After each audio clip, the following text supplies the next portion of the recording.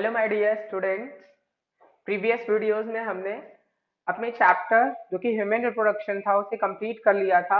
और आज इस वीडियो में हम एक बहुत ही इंपॉर्टेंट चीज और बहुत इंपॉर्टेंट चीज मतलब चैप्टर कंप्लीट करने के बाद आप जानते ही हैं, अगर हमने एनसीईआरटी एक्सरसाइज ना की या मतलब एनसीईआरटी सॉल्यूशंस ना करें तो फिर काहे का चैप्टर कंप्लीट, है ना। हमें ये भी तो देखना चाहिए कि हम कितना सीख पाए हैं। सो ये वीडियो हमारा जो रहेगा वो एक्सरसाइज पे बेस्ड रहेगा। हम ह्यूमन रिप्रोडक्शन चैप्टर की एक्सरसाइज को समझेंगे और यहाँ पर एनसीईआरटी के जो हमारे क्वेश्चंस हैं उनके सॉल्यूशंस को देखेंगे। ओके, तो आप रेडी हो? आप भी क्वेश्चन करने की कोशिश कीजिएगा अगर आपने अभी वीडियोस देखे हैं प्रीवियस, और अगर नहीं देखे हैं तो अभी आप क्वेश्चन समझ लीजिए, मीनिंग समझ लीजिए एंड देन हर एक क्वेश्चन से रिलेटेड वीडियो जरूर है तो उसे आप वॉच करिएगा। ओके स्टूडेंट्स, तो स्टार्ट करते हैं इस सेशन को, जो कि बहुत वंडरफुल सेशन होने वाला है बिकॉज ऑफ आपको क्वेश्चन के आंसर ही नहीं, क्वेश्चन की मीनिंग भी समझ में आने वाली है। Okay, so let start. First question मैं रीड करता हूं, आपको आपकी स्क्रीन पे क्वेश्चन दिख जाएंगे, ठीक है। तो फर्स्ट क्वेश्चन है यहाँ पर हमारा फिल इन द ब्लैंक्स का, मतलब आपको फिल करने हैं ब्लैंक्स को। और जो फर्स्ट क्वेश्चन है फिल इन द ब्लैंक्स का वो है ह्यूमन रिप्रोड्यूस। अब ब्रैकेट में लिखा है ए सेक्सुअली एंड सेक्सुअली। स्टूडेंट्स, आप जानते हो ह्यूमन कैसे रिप्रोड्यूस करता है? सेक्सुअली रिप्रोड्यूस करता है, तो ये बहुत अच्छी बात है अगर आपको पता है। बट क्या आपको दोनों के मीनिंग पता है? सेक्सुअल रिप्रोडक्शन की हमने बात की because of human form gamete. दो अलग अलग सेक्स है, दो अलग अलग सेक्स ऑर्गन्स हैं, रिप्रोडक्टिव सिस्टम्स हैं और उनमें गैमेट्स का फॉर्मेशन होता है। टू इंडिविजुअल्स हैं और साथ ही साथ जो प्रोजेनी बनेगी, जो ऑफस्प्रिंग बनेगा या जो न्यू बेबी बन रहा है ह्यूमन रिप्रोडक्शन में, वो कैसा है? वो है नॉन आइडेंटिकल।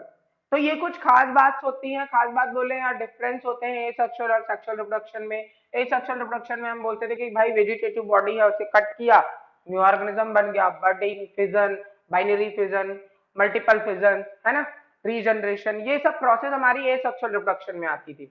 बट यहाँ पर हम अगर सेक्सुअल रिप्रोडक्शन की बात कर रहे हैं तो ये प्रोसेस नहीं, गैमेट फॉर्मेशन, फर्टिलाइजेशन, ये सब हमारे प्रॉपर स्टेप होते हैं। तो फुली मीनिंग समझ गए होगे आप कि why human reproduce sexually. Okay, next question है फिल इन द ब्लैंक्स में ही human are, fill in the blanks. Human क्या है? ह्यूमन विविपेरस है, ह्यूमन ओविपेरस है या ह्यूमन ओवो ओवोविविपेरस है? तो आप सबको पता है human not lay egg, human egg नहीं देते, तो ह्यूमन क्या देते हैं? Human baby, new young ones का फॉर्मेशन करते हैं। It means humans are viviparous. तो ओविपेरस का मीनिंग आपको पता है, those organism lay egg. Viviparous का मीनिंग अभी पता हो गया, those organism give young ones, birth जो दे रहे हैं वो यंग वंस है। एंड देन उसके बाद ओवोविविपेरस का मतलब क्या होता है, क्या आपको पता है? नहीं पता? अब समझिएगा, ओवोविविपेरस मैं यहाँ पे राइट कर देता हूँ ताकि आपको पता चल जाए, ठीक है।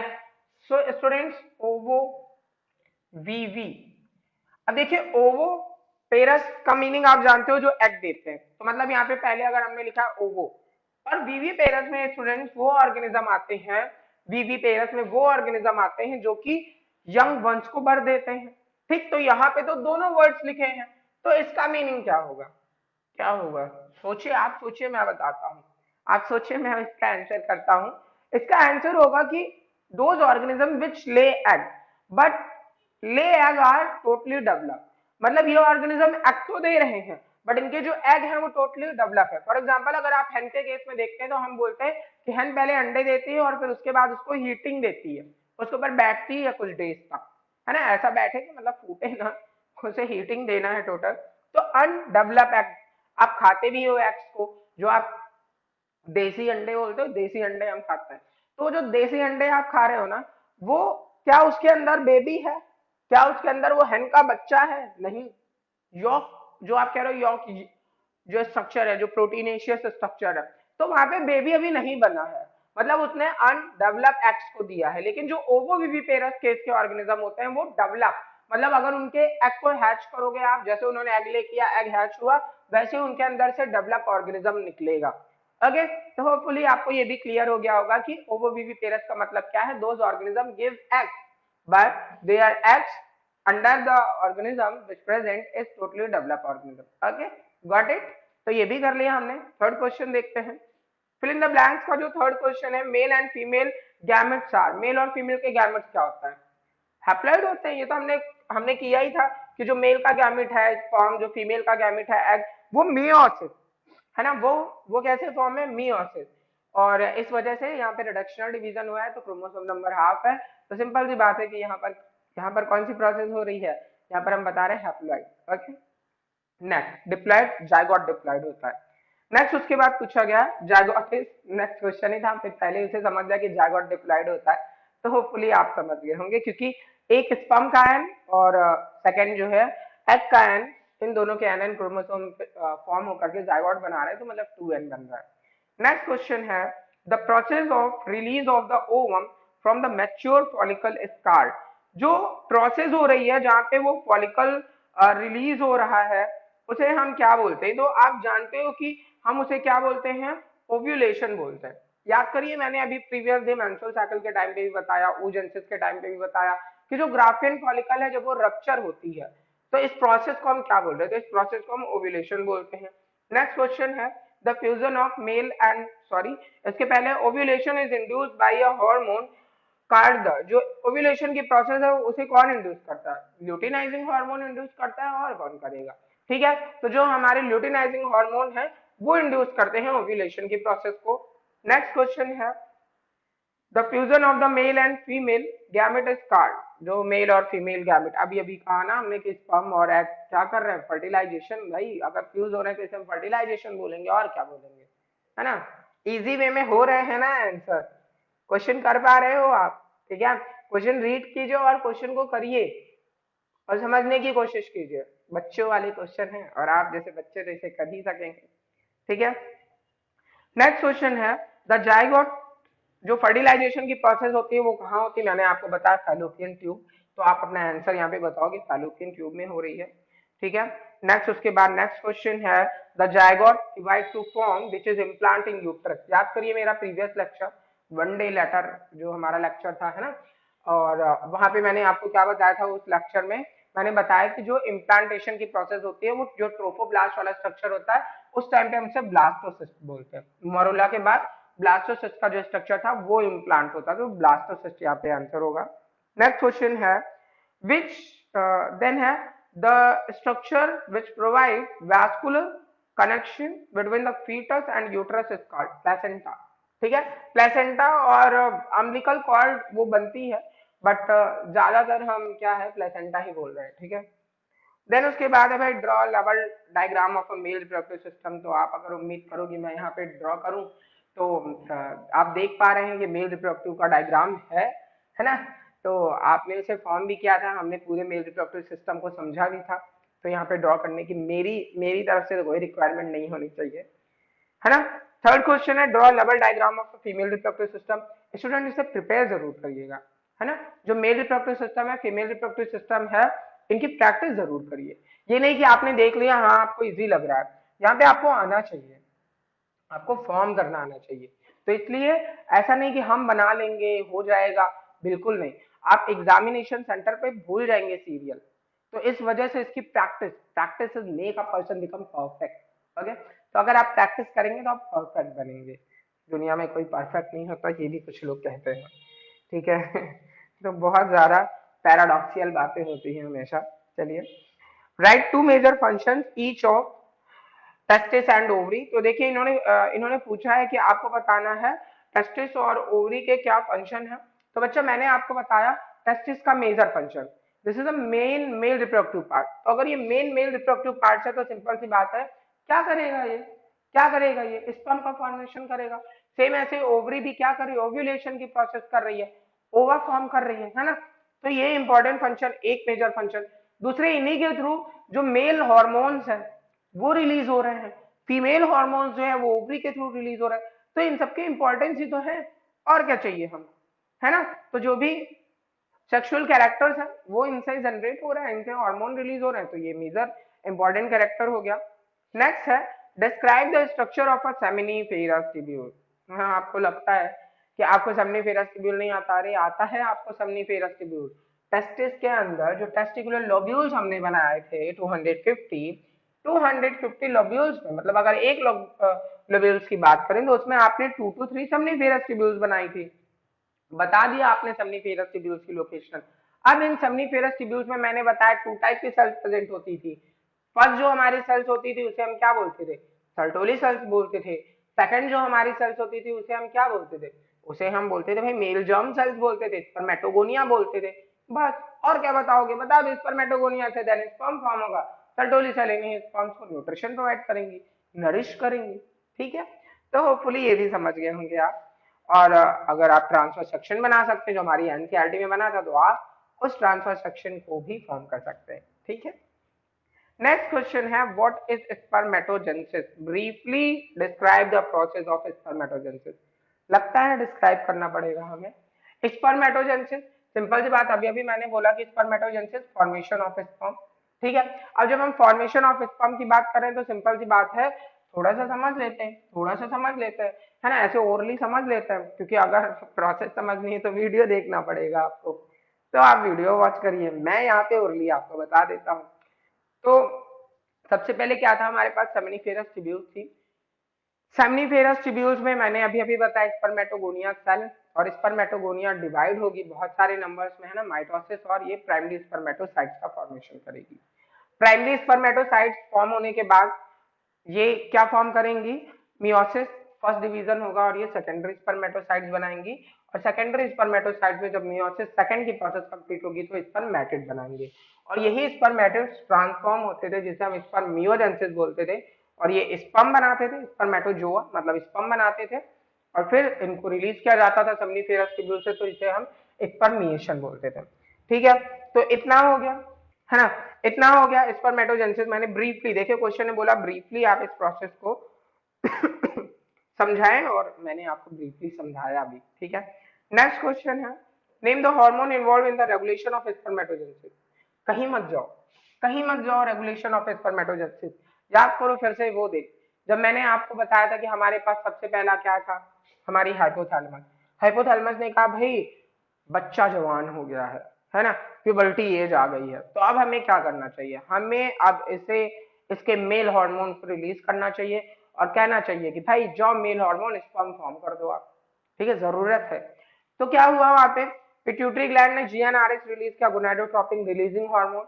ये जीएनआरएच कहाँ जाके फंक्शन करेगा, anterior lobe of pituitary gland के पास ये गया, उन्होंने कहा भाई सेक्रेट कर दो ना ल्यूटेनाइजिंग हार्मोन और एफएसएच, फॉलिकल स्टिमुलेटिंग हार्मोन।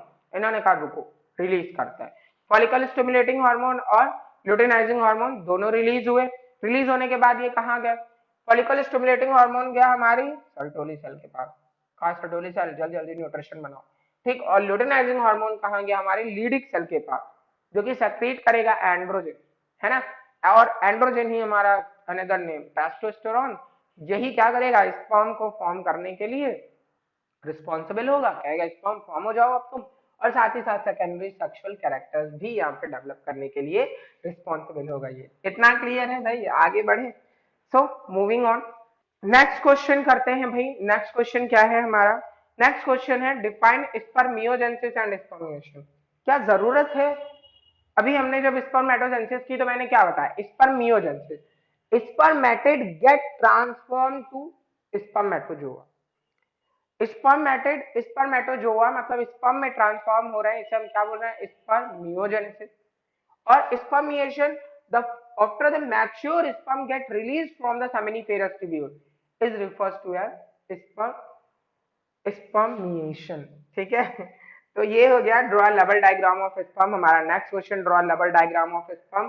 तो ये स्पर्म का डायग्राम फॉर्म करिए आप, यहाँ पे मैं कर चुका हूँ, तो अब मैं नहीं करूंगा, आप मेहनत करो। एक्सरसाइज बच्चों को सॉल्व करनी होती है, मुझे नहीं, मैं सोल्यूशन से बता रहा हूँ, प्रैक्टिस आप करिए। तो जो भी मैंने आपको बताया था, हेड पीस, हेड है, नेक है, मिडिल पीस है, टेल है, ये सब आपको यहाँ पे करना होगा। ठीक है, आगे बढ़ते हैं। नेक्स्ट क्वेश्चन है what are the major component of seminal plasma. बच्चा याद करिए आप वो दिन जब मैंने आपको बताया था कि सेमिनल वेसाइकल हमारी ग्लैंड थी, प्रोस्टेट ग्लैंड थी, बल्बोयूरेथ्रल ग्लैंड थी, एक तरीके का सेक्रेशन कर रहे हैं, तो जो सेमिनल वेसाइकल है वो एक मेन इंपॉर्टेंट रोल प्ले करती है, और प्रोस्टेट ग्लैंड भी। और ये क्या कर रहे थे, ये दोनों fructose, calcium, potassium, ascorbic acid ऐसे सब्सटेंस रिलीज कर रहे थे, और जिसे हम सेमिनल प्लाज्मा बोल रहे थे। ठीक है। अब अगर इसी सबनेल प्लाज्मा से हम ऐड कर देते स्पर्म को तो हम इसे सीमेन बोल देते। क्लियर है इतना? चलिए मूविंग फॉरवर्ड। नेक्स्ट क्वेश्चन है what are the major function of male accessory duct and gland. जरूरत है इसको बताने की मेजर फंक्शन को। तो चलिए, तो एसेसरी डक्ट क्या थी हमारी, याद करिए। मैंने आपको कहा था कि एसेसरी डक्ट के नंबर 4 है और उसका कोड क्या था, RB, RB EV. R for reditus, V for vas efferentia, vasa efferentia, then E for epididymis, and then इसके बाद हमारा क्या था, उसके बाद था हमारा क्या था भाई, वास डिफरेंस। ठीक है, ये लगातार एक सीरियल वाइज थे और ये सीरियल वाइज ही प्रेजेंट है टेस्टिस के बाद। और फिर उसके बाद जब हम ग्लैंड्स की बात कर रहे थे तो ग्लैंड्स में मैंने आपको बताया था एसपी भाई, S for seminal vesicle, P for prostate gland, and then उसके बाद बी भाई, बी फॉर बल्बोयूरेथ्रल ग्लैंड, जिसका अनदर नेम काउपर्स ग्लैंड होता है। ओके, तो इनको भी हमने पढ़ा था, समझा था। नेक्स्ट क्वेश्चन करते हैं। What is oogenesis? Give a brief account of this. Brief account oogenesis। oogenesis मतलब फॉर्मेशन ऑफ अ, oogenesis मतलब this process done in female reproductive organ. Okay, तो ओवरी में oogenesis की प्रोसेस होती थी। हमने कहा this is totally different from the spermatogenesis. ये जो प्रोसेस है ये कहाँ है, ये फीमेल्स में तो हो रही, बट फीटल ओवरी से ही, जब वो बेबी फीटस है उसी टाइम से शुरू हो गया है। तो नंबर्स ऑफ ऊगोनिया फॉर्म होंगी। ऊगोनिया के बाद हमने उनसे किसका फॉर्मेशन किया था, मतलब ऊगोनिया, ऊगोनियम। देन हमने किसका फॉर्मेशन किया था, हमने फॉर्मेशन किया था प्राइमरी oocyte सेल का। फिर आप याद करिए follicle, primary follicle, secondary follicle, tertiary. Tertiary follicle में हमारा ये जो मियोसिस फर्स्ट का प्रोसेस था प्राइमरी oocyte से, ये सेकेंडरी oocyte बनाते हैं और एक polar body. Secondary oocyte Graafian follicle, फिर टर्शरी फॉलिकल से वो ग्राफियन फॉलिकल में कन्वर्ट होता था और ये ग्राफियन फॉलिकल बाद में जाकर के क्या हो रही थी, रप्चर, और इस प्रोसेस को हम ओव्यूलेशन बोल रहे थे, religion of secondary oocyte from the Graafian follicle. उसके बाद ये कहाँ जा रहा था, ये जा रहा था फैलोपियन ट्यूब में, और वहां पर अगर एम्पुलरी स्टमक जंक्शन या एम्पुलर रीजन में इसे मिल रहा था स्पर्म, तो वो फ्यूजन कॉज कर रहा था और उस फ्यूजन की वजह से वो एक तरीके से एक्साइट कर रहा था या इनिशिएट कर रहा था प्रोसेस ऑफ मियोसिस सेकंड को कंप्लीट कर रहा था, और तब वहां पर सेकेंडरी oocyte से फॉर्म हो रहा था एग या ओवम या ऊटिड फॉर्म हो रहा था। ठीक है, तो ये थी oogenesis की प्रोसेस। ठीक है, नेक्स्ट क्वेश्चन है students, draw a label diagram of a section through ovary. तो नेक्स्ट क्वेश्चन आप देख रहे हो और उसका डायग्राम भी देख लो। ठीक है, बहुत सिंपल सा था। आपने ओवरी बनाई और फिर उसके बाद जो मैंने आपको बताया था कि स्टोमा वाला जो पार्ट है उसे आप रिप्रेजेंट करोगे, कॉर्टेक्स और मेडुला बताया था। तो कॉर्टेक्स में आपने फॉलिकल्स को दिखा दिया और जो आपका मेडुला वाला पोर्शन था उसमें आपने ब्लड वेसल्स को दिखा दिया। ठीक है, कुछ समझ में आ रहा है? समझ में आएगा बिल्कुल। जब आप देखिए एक्सरसाइज आप तभी समझ पाओगे तो आपने पूरा चैप्टर अच्छे से पढ़ा, बहुत अच्छे से समझा, तब आपको समझ में आएगा। तो इसलिए आपको फिर से बोल रहा हूँ वीडियो वॉच करनी पड़ेंगे, जो भी हमारी प्रीवियस क्लासेस के वीडियो थे। ठीक है, नेक्स्ट क्वेश्चन है स्टूडेंट्स, और नेक्स्ट क्वेश्चन आपसे पूछा गया है ड्रॉ लेवल diagram of a Graafian follicle. तो ग्राफियन फॉलिकल में अभी लेटेस्ट ही मैंने डायग्राम उसका फॉर्म किया था और आपको ग्राफियन फॉलिकल में बताया भी था कि Graafian follicle is the last stage of follicular phase, है ना। फॉलिकुलर जो फेज थी हमारी उसकी लास्ट स्टेज थी, उसमें हमारा सेकेंडरी oocyte था, जो आउटर वॉल थी वो थीका इंटरना, थीका एक्सटर्ना आप बोल रहे थे, जो ग्रेनुलोसा लेयर से फॉर्म थी। और उसके बाद आप उसके अंदर सेकेंडरी oocyte बता रहे थे, एंट्रोम केविटी फॉर्म कर रहे थे ना, फ्लूइड केविटी एंट्रोम। ठीक है, और सेकेंडरी oocyte के पास कोरोना रेडियाटा था। तो इस तरीके से इतनी बातें हम लोगों ने की थी, और जो कोरोना रेडियाटा का पोर्शन यहाँ पे लेयर्स में प्रेजेंट था, इसका क्या नेम दे रहे थे, इसका नेम हम बता रहे थे क्यूमुलस ओफोरस। ठीक है, तो ये ग्राफियन फॉलिकल का डायग्राम मैंने बनाते समय आपको जब पढ़ाया था तब भी कहा था ये मोस्ट इंपॉर्टेंट है, बोर्ड एग्जाम्स के लिए मोस्ट इंपॉर्टेंट चीज है। ठीक है, अब देखिए नेक्स्ट क्वेश्चन पूछा गया है, देख पा रहे हैं आप, name the function of the following, corpus luteum, endometrium, acrosome, sperm tail और फिम्बरी। एक एक को करते हैं। ठीक है, मैं यहाँ राइट डाउन कर लेता हूँ और फिर आपको क्वेश्चन आप देख पा रहे हो स्क्रीन पे, और मैं यहाँ पे राइट डाउन कर लेता हूँ इसको, तो एक एक करके हम इनके फंक्शन समझ लेंगे। कॉर्पस ल्यूटियम, तो इसको करते हैं हम लोग कि ये क्या है, आखिर इनको अच्छे से समझ लेते हैं। समझ चुके ही हैं, बस एक बार इन सबके फंक्शंस के बारे में बात कर लेते हैं। सो स्टूडेंट, फर्स्ट है कॉर्पस ल्यूटियम। तो मैंने आपको बताया था कि after the rupturing of Graafian follicle, releasing of secondary oocyte, then their name is refers to as corpus luteum। जो 14 डेज के बाद मेंस्ट्रुअल साइकिल में स्टेज थी, जिसे हम कॉर्पस ल्यूटियम बोल रहे थे, जो कि ग्राफियन फॉलिकल के रप्चर होने से बन रहा था। तो कॉर्पस ल्यूटियम था। कॉर्पस ल्यूटियम का मेन फंक्शन होता है this release progesterone hormone. Progesterone ये सेक्रेट करता है, जो कि प्रेगनेंसी में अगर जो एग है वो फर्टिलाइज हो गया है, तो इंडोमेट्रियम की वॉल को डेवलप करने में ये बहुत ज्यादा हेल्प कर रहा है। तो ये था corpus luteum. When fertilization process not occur in the female, then this corpus luteum is formed corpus albicans, and after this corpus albicans get degenerate। Okay, तो ये था हमारा कॉर्पस ल्यूटियम।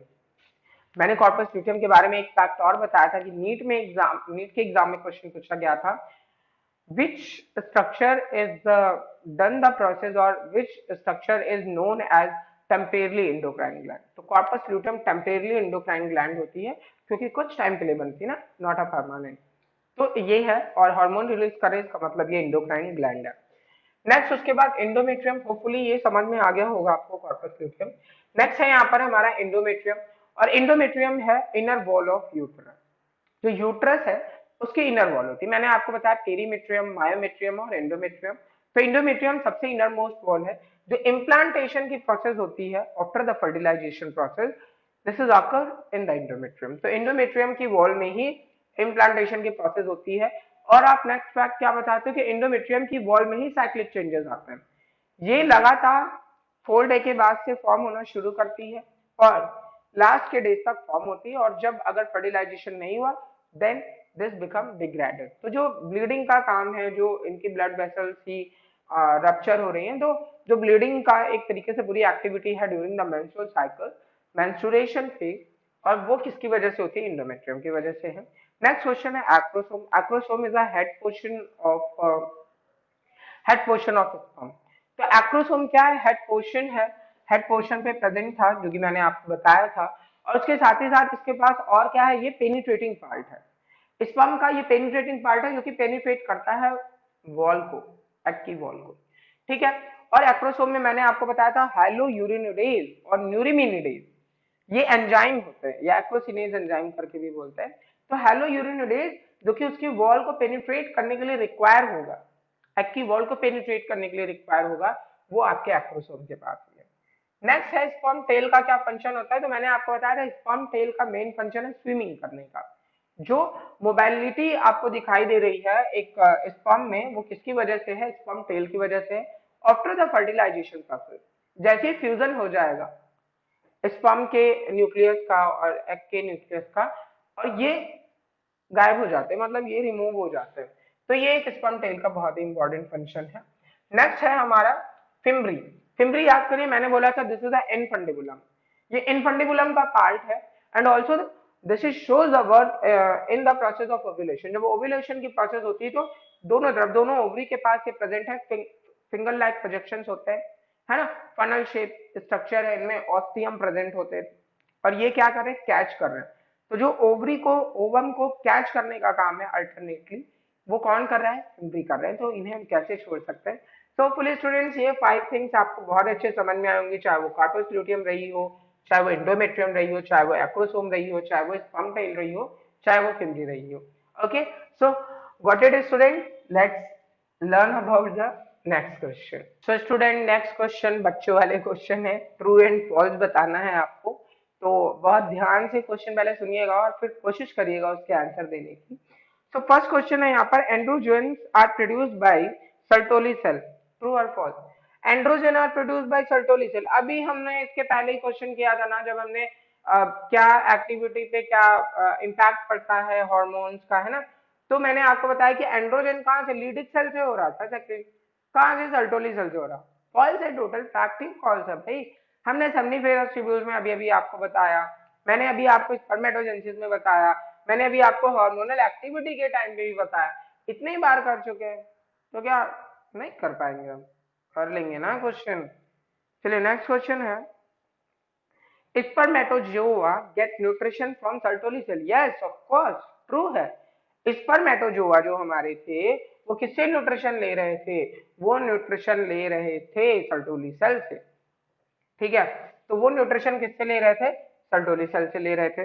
नेक्स्ट क्वेश्चन है, Leydig cells are found in ovary. कौन कहा भाई?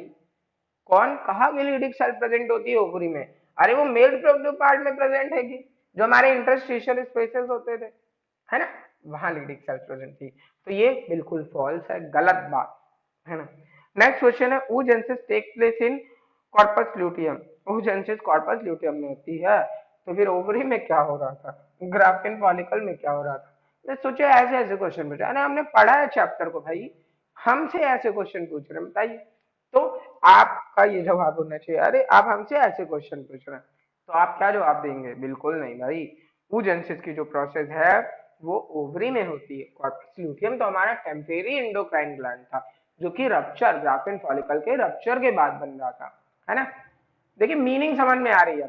Question के answer पे फोकस करने से ज्यादा ज्यादा फोकस करना होता है आपको मीनिंग समझने में, कि हम उस कॉन्सेप्ट को समझ पाए हैं। रट्टू तोता थोड़ी ना बनना है कि क्वेश्चन पूछे हाँ ए के बाद क्या आता है बी, तो दिमाग लगाओ, ए कौन सा ए इधर आओ अलग, मतलब क्रिएटिव कर दो क्वेश्चन को। छोड़िए, खैर ये सही है। नेक्स्ट है oogenesis हो गया। Menstrual cycle ceases during pregnancy. Yes true. मैंने आपको बताया ना कि मेंस्ट्रुअल साइकिल जब प्रेगनेंसी जब फर्टिलाइजेशन की प्रोसेस हो गई, तो अब एंडोमेट्रियम को डेवलप करने में, फीटस को डेवलप करने में पूरी बॉडी लग गई, तो अब मेंस्ट्रुअल साइकिल नहीं होगी। और मैंने आपको बताया था कि जब लैक्टेशन की प्रोसेस होती है, लैक्टेशन अमोनेरिया, जब ब्रेस्ट फीडिंग वुमेन कराती है उस टाइम पर भी नहीं होती है। ठीक है, चलिए नेक्स्ट क्वेश्चन है, प्रेजेंस और absence of the hymen is not a reliable indicator of virginity और sexual experience. Yes of course, मैंने आपको बताया ना कि जो हमारा क्वेश्चन था, जो हमारा क्वेश्चन था जिसमें मैंने आपको बताया कि वेजाइनल के पास एक जो ओपनिंग है उसमें प्रेजेंट होती है एक मेम्ब्रेन, जिसे हम हाइमेन बोलते हैं, है ना। तो इसका मेन काम लोग बोलते हैं ये इंटरकोर्स किया है वुमेन ने या नहीं, वो वर्जिन है या नहीं है, फीमेल वर्जिन है या नहीं। तो हम इसे बिल्कुल नहीं मान सकते कि हाइमेन नहीं है, हाइमेन की एब्सेंस जो है वर्जिनिटी नहीं है, बिकॉज ऑफ अगर वो वुमेन एथलीट है या स्पोर्ट्स गर्ल है या कभी कुछ ऐसा एक्सीडेंटल वे रहा हो, तो उसमें खुद ही वो रप्चर हो जाती है ना। तो हम इसे बिल्कुल कहेंगे कि ये बिल्कुल क्या है, फॉल्स है। मतलब ट्रू है कि प्रेजेंस और absence of the hymen is not a reliable indicator of virginity और सेक्सुअल एक्सपीरियंस। तो बिल्कुल भी ये सेक्सुअल एक्सपीरियंस या वर्जिनिटी का रिलायबल इंडिकेटर नहीं है, तो बिल्कुल ट्रू होगा। ठीक है, क्योंकि अगर वो एथलीट है या कुछ भी, कोई भी स्पोर्ट्स खेलती है, हॉर्स राइडिंग करती है, तो उसमें कहीं ना कहीं रप्चर हो जाती है मेम्ब्रेन। ठीक है, नेक्स्ट क्वेश्चन है, what is menstrual cycle, which hormone regulate menstrual cycle. भाई इन्होंने पूछा मेंस्ट्रुअल साइकिल और इसे कौन रेगुलेट करता है, तो फॉलिकल स्टिमुलेटिंग हार्मोन हो या ल्यूटेनाइजिंग हार्मोन हो, ये सब क्या कर रहे हैं, इसे रेगुलेट कर रहे हैं। तो मैंने आपको पूरा मेंस्ट्रुअल साइकिल का चार्ट ही बना करके दिखाया था, और आप लोगों ने अपनी बुक में भी मेंशन किया था, तो एक तरीके से ये चीजें थी। नेक्स्ट क्वेश्चन है, what is parturition, which hormone are involved in induced of the parturition. So student याद करिए हमारे उस लेक्चर को जहाँ पे मैंने आपको बताया था कि parturition is a process when the young ones get delivered. जो डिलीवरी का टाइम पीरियड है कि जो डेवलप फीटस बन गया है, अब उसे रिमूव करना है ना, उसे अब बाहर निकालना है, इस दुनिया को दिखाना है, देखो भाई ये दुनिया क्या है, ये दुनिया देख लो। तो उसे जो है फीमेल यूट्रस से हम बाहर कर रहे हैं, मतलब डिलीवरी कर रहे हैं, delivery of a baby is refers to as a parturition. तो इसे हम पार्टुरिशन कहते हैं, इंड्यूस पार्टुरिशन। ऑक्सीटोसिन, ऑक्सीटोसिन जो हार्मोन है उसके थ्रू हम क्या कर सकते हैं, पार्टुरिशन की प्रोसेस को इंड्यूस्ड करते हैं। समझ में आ रहा है? ठीक है, समझिए। 9 मंथ्स कंप्लीट हो गए हैं, 9 मंथ्स कंप्लीट होने के बाद अब आप जानते हैं कि अब डिलीवरी का टाइम पीरियड है, तो डिलीवरी करने की ही, डिलीवरी होने की प्रोसेस को हम पार्टुरिशन कहते हैं। अब इसे इंड्यूस कर सकते हैं, मान लीजिए लेबर पेन नहीं हो रहा है या कुछ भी सर्टेन केसेस हैं, तो आप ऑक्सीटोसिन का इंजेक्शन देते हो और इंजेक्शन के थ्रू आप इंड्यूस करा रहे हो डिलीवरी को, तो इसे हम क्या बोलते हैं कि भाई ये प्रोसेस है। ठीक है स्टूडेंट्स, तो ऑक्सीटोसिन वाला रीजन, और रिलैक्सिंग भी हार्मोन रिलीज होता है ना, तो वो उनकी मसल्स को क्या करता है, वेजाइनल मसल, सर्विक्स वाली मसल्स को भी क्या करता है, डायलेट करता है। तो एक तरीके से ये दो हार्मोन्स आपको याद रखना है। नेक्स्ट क्वेश्चन है, इन अवर society the women are often blamed for the giving birth to daughter, can you explain why this is not correct? अरे भाई, अरे भाई याद करो हमने क्या पढ़ा था। आप कैसे किसी वुमेन को ब्लेम कर सकते हो कि उसे जो है फीमेल चाइल्ड ही हो रही है, मेल चाइल्ड नहीं हो रही है? कैसे ब्लेम कर सकते हो भाई? अब आप बायोलॉजिस्ट हो, आपको इसका आंसर पता है, दुनिया को समझा सकते हो।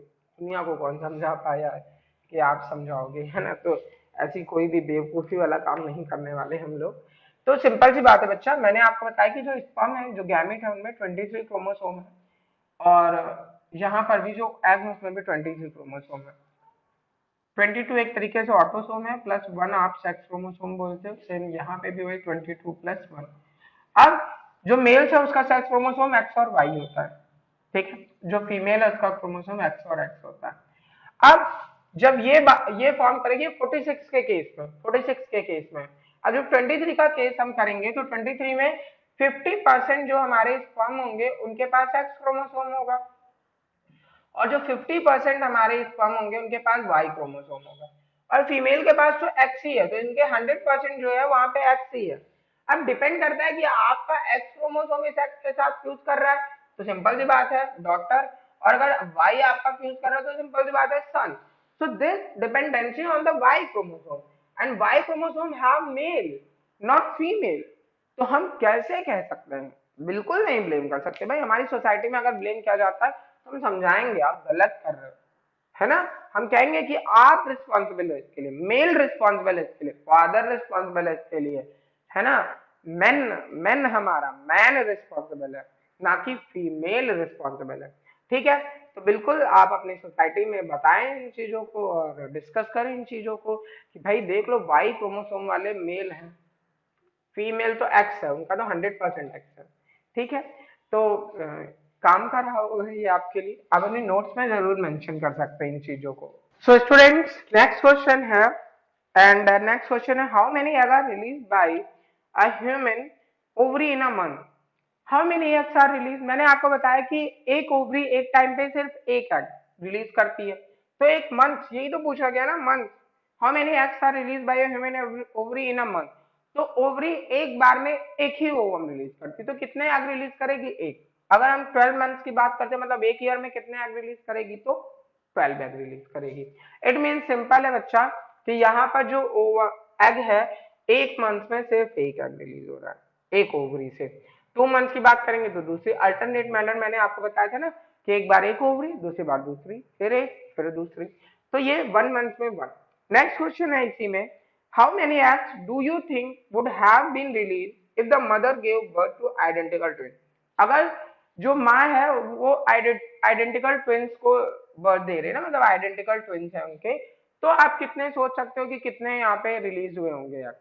तो आइडेंटिकल ट्विंस का मतलब एक ही एग था होगा, फ्यूज करने के बाद वो डिवाइड हुआ होगा, ठीक है? तो यहाँ पर अगर हम बात करें कि जनरली जो ट्विंस है, जो हमारा वो ब्लास्टोमियर था ना, वो यहाँ पर डिवाइड हो जाता है, इस वजह से वो आपके आइडेंटिकल ट्विंस बन गए। लेकिन देखिए इसी में नेक्स्ट क्वेश्चन है, तो मतलब एक ही एग रिलीज हुआ, हमारा ये आंसर होगा।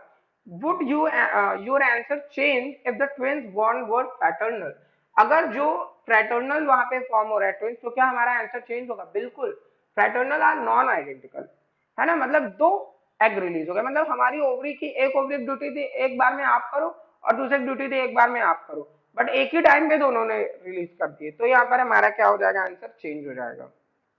नेक्स्ट क्वेश्चन है, how many eggs do you think were release by the ovary of a female dog which gave birth to 6 puppies? अब देखो भाई, इन्होंने पूछा कि एक डॉग था, बिच थी, कुत्ता था, बिल्कुल नहीं, कुत्तिया थी, साड़ा कुत्ता, टॉमी, टॉडा कुत्ता, टॉमी, साड़ा कुत्ता, कुत्ता ये सुना होगा आप लोगों ने, फन के लिए साथ जोड़ा। तो यहाँ पे क्या है, यहाँ पे हम बता रहे हैं कि भाई जो हमारा डॉगी है, मतलब जो हमारी बिच है, जो हमारी कुतिया है, अगर उसने 6 पपीज दिए, पपी बोलते हैं ना, तो अगर उसने 6 पपीज दिए तो उनमें एग कितने बने होंगे? तो उनमें कितने एग बने होंगे? उनमें बने थे ओनली सिक्स एग बने थे। तो ये यहाँ पर बात याद रखनी कि भाई अगर 6 बच्चे हुए, अब देखिए आप कहेंगे कि सर अभी तो आइडेंटिकल में आपने बोला कि एक ही एग था, तो यहाँ पे क्वेश्चन ने ये नहीं बताया है कि ट्विंस हैं या फ्रैटर्नल है, तो ये नॉर्मल क्वेश्चन पूछ रहे हैं ना। तो नॉर्मल क्वेश्चन इन्होंने पूछा कि 6 फॉर्म हुए हैं बेबी उनके, पपीज फॉर्म हुए हैं, तो कितने एग फॉर्म हुए होंगे, तो सिंपल सी बात है यहाँ पर 6 एग फॉर्म हुए होंगे। ठीक है, ये क्वेश्चन समझ गए आप लोग। नेक्स्ट क्वेश्चन देखते हैं। और भाई नेक्स्ट क्वेश्चन हो गया खत्म। नेक्स्ट क्वेश्चन क्या है? खत्म। मतलब हमने बहुत अच्छे से इस सेशन को किया। हमने एक्सरसाइज के सारे क्वेश्चन, हमने कितने क्वेश्चन थे? 21 क्वेश्चन। और देखिए 21 क्वेश्चन कैसे चुटकियों में आपने सॉल्व किया। आपने सॉल्व किया क्योंकि आपने अच्छे से पढ़ा था। ठीक है, तो ये चीजें थी भाई, और इन चीजों को हमने कर लिया। सब बहुत ही इंपॉर्टेंट क्वेश्चन थे। मैंने पहले भी इनके बारे में जब चैप्टर्स के टाइम पे भी आपको बताया था कि ये चैप्टर बोर्ड एग्जाम के बेस पे आपके लिए बहुत ज्यादा इंपॉर्टेंस रखता है, बहुत ज्यादा इंपॉर्टेंस रखता है। और अब बोर्ड एग्जाम बहुत दूर नहीं है, इस वजह से आपको इन क्वेश्चन को जरूर रिवाइज करना चाहिए और जरूर विजिट करना चाहिए इन क्वेश्चन की ओर, और इन क्वेश्चन को सॉल्व करना चाहिए। प्रैक्टिस करिए। डायग्राम वाले क्वेश्चन ज्यादा थे। Male reproductive part, female reproductive part, sperm, TS of ovary, TS of testis, spermatogenesis, oogenesis। कोशिश करिए अपने क्वेश्चंस को फ्लो चार्ट की हेल्प से बताइए। कोशिश करिए अपने क्वेश्चंस को थ्योरी वे में ना बताएं, क्योंकि अब वो जमाने गए कि लंबी चौड़ी थ्योरी लिख दो, पेज भर दो, तब नंबर मिलेंगे। अगर आपने फ्लो चार्ट बनाया तो सिंपल बात है, आप अपनी बात को सिंपल वे में कह रहे हो। तो कोशिश करिए ऐसे क्वेश्चंस को सॉल्व करने की। Hopefully you enjoy this session. Thank you student.